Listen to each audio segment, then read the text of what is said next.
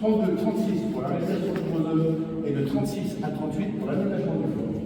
C'est le génie qui va s'occuper du fonctionnement du fort.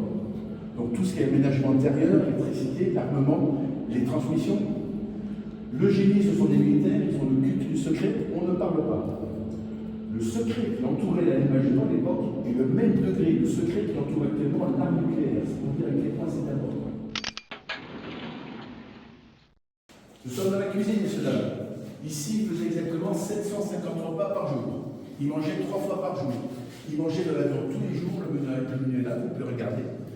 On nourrit très bien l'équipage, on ne veut pas de mutinerie comme sur un bateau. On nourrit très bien l'équipage.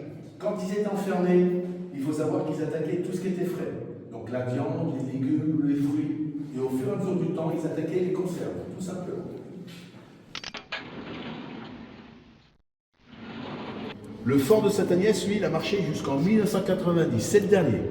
Et à partir de là, l'armée l'a mis en vente. Mais les villageois, ils y tiennent à leur fort. Parce qu'ici, il y a beaucoup de villageois qui ont travaillé à la construction du fort. Donc ils font partie intégrante du village. Donc ils font des pieds et des mains pour l'acheter. Et c'est la commune qui arrive à l'acheter 350 000 francs. Donc à l'époque, dans les années 30, les soldats, quand ils viennent ici, ils viennent des campagnes environnantes. Le carrelage, chez eux, il y en a. La mosaïque, c'est pareil, ça n'existe pas. L'éclairage, c'est plus souvent qu'ils étaient à la lampe à pétrole qu'à l'électricité. L'eau dans le fort, elle est courante. On ouvre le robinet, l'eau coule. L'eau courante, à l'époque, c'était au puits ou à la fontaine.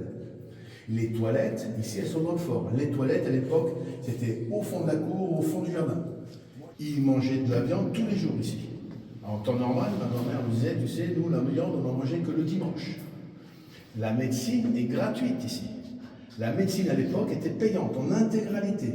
La sécurité sociale a été instaurée grâce au général de Gaulle en 1946. Il ne faut pas l'oublier, tout ça. Donc, quand ils rentrent là-dedans, eh ben, c'est moderne pour eux. Ils sont chauffés, c'est bétonné, il y a du carrelage, ils sont nourris tous les jours, il y a des médecins, c'est moderne. Donc ici, c'est la salle qui servait au service du renseignement. C'est un service qui récupérait tout ce qu'on observait à l'extérieur de l'ouvrage. Je vous ai dit qu'il y avait un bloc d'observation. Il est là-bas au fond, au-dessus du bloc 4, direction Menton. Et sur ce bloc d'observation, vous avez pu voir sur les blocs de combat, ces espèces de dômes que vous voyez, ce sont des cloches d'observation, des cloches VTP, qui veut dire vision directe périscopique. Donc dedans c'est creux, et on y mettait un périscope, comme dans un sous-marin, et on regardait l'extérieur de l'ouvrage. Il y a une puissance de 8, un grossissement de 8. Donc il y a exactement 3 cloches d'observation. Vous avez une sur le bloc d'observation et une sur chaque bloc de combat. Alors pour transmettre l'ordre, ils agissaient sur cette manette. Ils faisaient bouger l'aiguille rouge, qui est l'aiguille émettrice. Dans les blocs de combat, sur le même appareil, c'est l'aiguille noire réceptrice qui bougeait. Ça provoquait la mise en route d'une sonnette d'alerte et la mise en route des voyants. Tant qu'il y avait une action sur l'aiguille rouge émettrice ici, l'aiguille noire réceptrice bougeait et les voyants étaient allumés.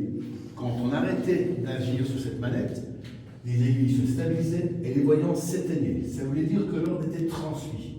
Mais il fallait confirmer, comme quoi ils avaient compris. Dans le bloc de combat, ils prenaient la même manette, ils agissaient, eux, sur l'aiguille rouge émettrice. Ici, l'aiguille noire réceptrice bougeait, les voyants s'allumaient. Quand les deux aiguilles correspondaient, comme ça signifiait que l'ordre a été compris en intégralité.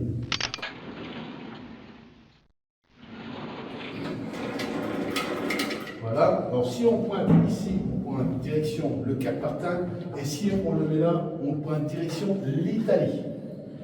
Pour tirer, on prenait une munition qui était prête, on ouvrait là, qu'on s'appelle la culasse, on mettait l'obus dans le tube, on fermait la culasse. Avant de tirer, on agissait sur ce poids, vous voyez là, pour ouvrir le trappe extérieur d'une épaisseur de 8 cm. Dans la marine, ça s'appelle un sabord. Donc on ouvre cette trappe, on tire, le coup part. Quand c'est fini, on ouvre la culasse, l'action sur les extracteurs font sortir les douilles. La planche est dans ce prolongement du tube. Donc elle venait taper la douille, elle déroulait dans ce conduit, elle déballait au 4e niveau. On ne veut pas encombrer, pas de tir, tout simplement. Professionnel, j'espère que la visite vous a plu. Bon, c'est parfait. Il y a un petit cahier à l'entrée, si vous remarquez quelque chose, c'est vous.